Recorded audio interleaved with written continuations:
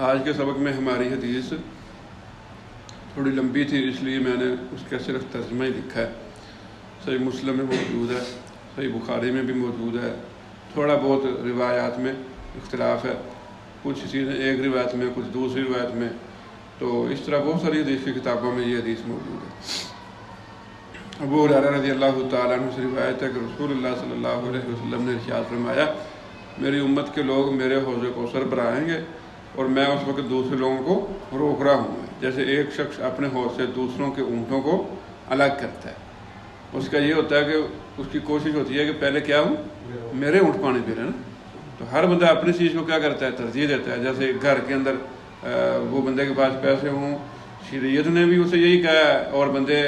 کی طبیعت بھی یہی ہوتی ہے کہ بندہ پہلے اپنے بچوں کے بارے میں، پھر اگر کوئی دوسرا بھوکا پیاسا کوئی اس کا ہمسایہ پڑوسی رشتہ دار، اس کے لیے بندہ فکر کرتا ہے۔ تو اللہ کے نبی علیہ الصلوۃ والسلام دوسرے لوگوں کو روک رہے ہوں گے، تو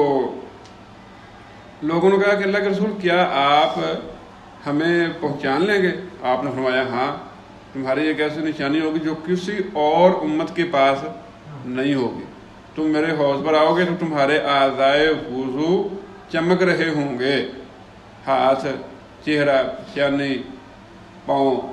یہ تمہارے وضو کے اعضاء چمک رہے ہوں گے۔ تو ایک گروہ کو میرے پاس آنے سے روک دیا جائے گا، وہ مجھ تک نہیں پہنچ سکے گا۔ میں عرض کروں گا کہ اے میرے رب، یہ تو میرے امتی ہیں۔ مطلب کیا ہے کہ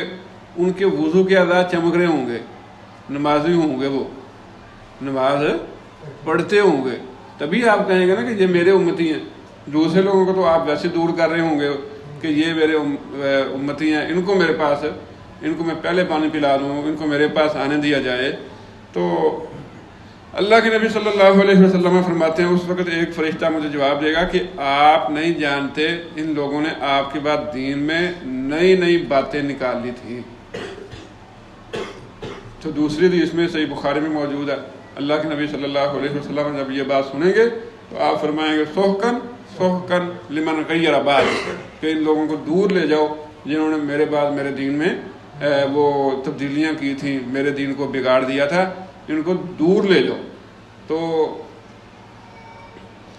اب یہاں یہ بات سمجھنے والی ہے کہ یہ ایسے لوگ نہیں ہیں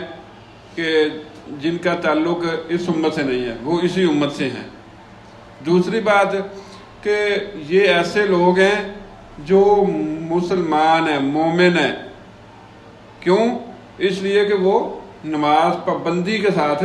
پڑھنے والے ہیں، ان کے وضو کے اعضاء چمک رہے ہیں، ان کے وضو کے اعضاء چمک رہے ہیں۔ اللہ کے نبی صلی اللہ علیہ وسلم اس علامت سے ان کو پہچان رہے ہیں۔ تیسری بات یہ ہے کہ اللہ کے نبی صلی اللہ علیہ وسلم کی وفات کے بعد لوگ اس دین میں نئی نئی چیزیں ایجاد کریں گے، یہ اللہ کے نبی صلی اللہ علیہ وسلم پہلے سے ہی بتا گئے ہیں، یہ پہلے سے ہی بتا گئے۔ ہر مسلمان مومن کا کرنے والا کام ہے کہ وہ دیکھے کہ اس کے اندر کوئی ایسا کام تو نہیں ہے جو اللہ کے نبی علیہ الصلوۃ والسلام کے دور میں نہیں تھا، آپ کی تعلیمات میں نہیں ہے، اللہ کے نبی علیہ الصلوۃ والسلام کے اصحاب نے اس کام کو نہیں کیا، تو آج میں وہ کام کر رہا ہوں۔ تو اگر کوئی ایسا کام ہے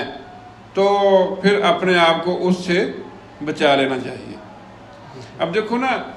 اب جتنے لوگ آج کے دن کی اس عید کے بارے میں وہ متحرک ہیں اور وہ اس کو قرآن اور حدیث کا حصہ سمجھ رہے ہیں، قرآن مجید سے آیات وہ بھی آپ کو نکال کے دے رہے ہیں کہ دیکھو بھی اس آیت سے مراد جشن ہے، اس میں یہ عید ہے، تو یہ دو عیدیں تو وہ کسی جگہ پر کوئی نہیں ہے، تو کہیں بھی کوئی پابندی نہیں ہے کہ آپ صرف 2 عیدیں کر سکتے ہیں، تیسری نہیں کر سکتے۔ ہم تو جمعے کو بھی عید کہتے ہیں، عید کے دوسرے دن کو بھی عید کہتے ہیں، عید کے تیسرے دن کو بھی عید کہہ لیتے ہیں، تو 2 عیدیں کہاں سے ہو گئی؟ تو یہ جتنی باتیں آج کر کے عوام کو مطمئن کیا جاتا ہے، کیا یہ ساری چیزیں اللہ کے نبی محمد الرسول اللہ صلی اللہ علیہ وسلم کو پتہ نہیں تھی؟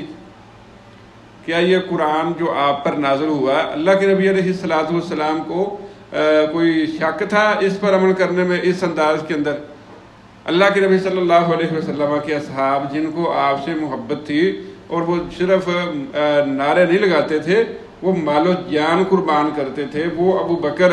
رضی اللہ تعالیٰ عنہ جنہوں نے اپنے گھر کا سارا مال دے دیا تھا اللہ کے نبی علیہ السلام کو، کیا وہ پیسے خرچ کر کے تو اس انداز سے جشن نہیں منا سکتے تھے؟ تو اگر آپ کوئی ایسی چیز ثابت کر دیں تو پھر اس میں کوئی حرج کی بات نہیں ہے، پھر یہ صحیح ہے۔ جب کوئی ایسی چیز آپ ثابت کر ہی نہیں سکتے اور نہ کوئی بندہ کر سکتا ہے، ممکن ہی نہیں ہے، تو اس طرح کی باتیں کر کے پھر اپنی عوام کو، جاہل لوگوں کو مطمئن تو کیا جا سکتا ہے، لیکن اللہ تبارک و تعالیٰ کے ہاں یہ ہیلے اور بہانے پھر کام نہیں آئے۔